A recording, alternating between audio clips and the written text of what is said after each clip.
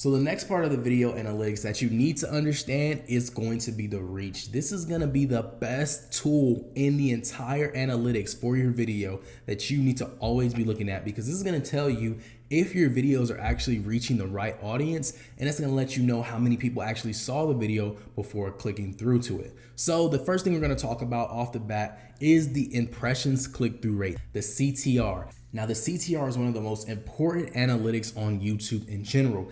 This is gonna be the percentage that tells you how many people saw your video and how many people actually clicked through. This right here will basically tell you if your thumbnail is up to par, if it's working, if people are seeing it and they're interested in it, and it'll let you know if your video is performing well. Now, as you guys can see on this line right here, it tells me on the first day, of course, it was 0%.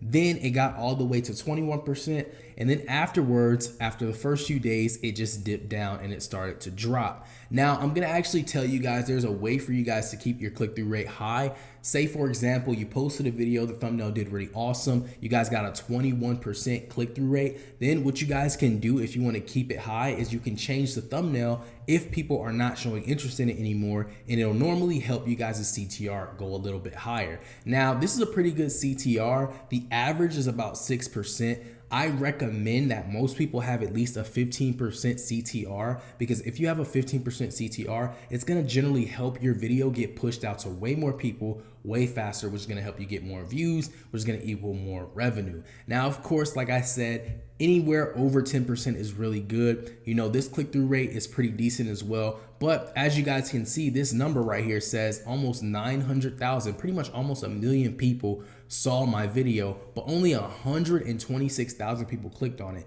And that's where we get this number from. So you guys want to understand that when you're dealing with the click-through rate, you need to understand that it needs to be at least above 15%. If you can reach for 15% and not just do the bare minimum, your videos are always going to perform.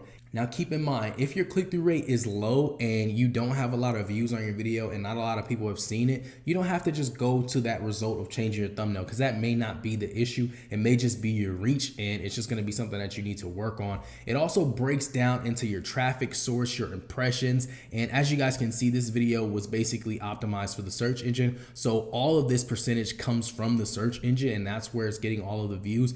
So for this specific niche, it is a search engine niche. So most people that's gonna see this video is gonna come from the search engine, and that's why it's almost 1 million people seeing this one video. But as I stated, this is going to be the way you guys can actually execute on getting a lot of views on your video, just by knowing how this works right here. Now you guys can see the unique viewers line. This is a really, really good number to have. 100,000 of these viewers are people that either clicked on this channel before, watched a video similar to the content, and this just tells me that 100,000 people are interested in this type of content. And if I've already made $500 from this video, that means I can continue to make that same amount of money from each video just from having these unique amount of viewers. So this is how your reach is broken down. You always want to check your CTR. It literally tells you if a video is underperforming or it's doing really well. You always want to check it out, because you can always change your thumbnails. And I'll always suggest, you know, at least wait 7 days, 7 to 14 days. You know, if you got a peak like this, like in this example, I didn't change the thumbnail. I just left it the same because, you know, I have so many other channels. I wasn't really worried about this specific video, but if I was really focused on this video and I wanted to get the most views it could possibly get, then what I would have done is by the 14th day, right here where it's at like 11%, I probably would have posted another thumbnail on top of this video just to get it boosted back up and people can be interested in it again. But that is your reach. Make sure you pay attention to it. As I stated before, this is a vital analytic in your actual YouTube analytics, and it will really help your channel out if you pay close attention.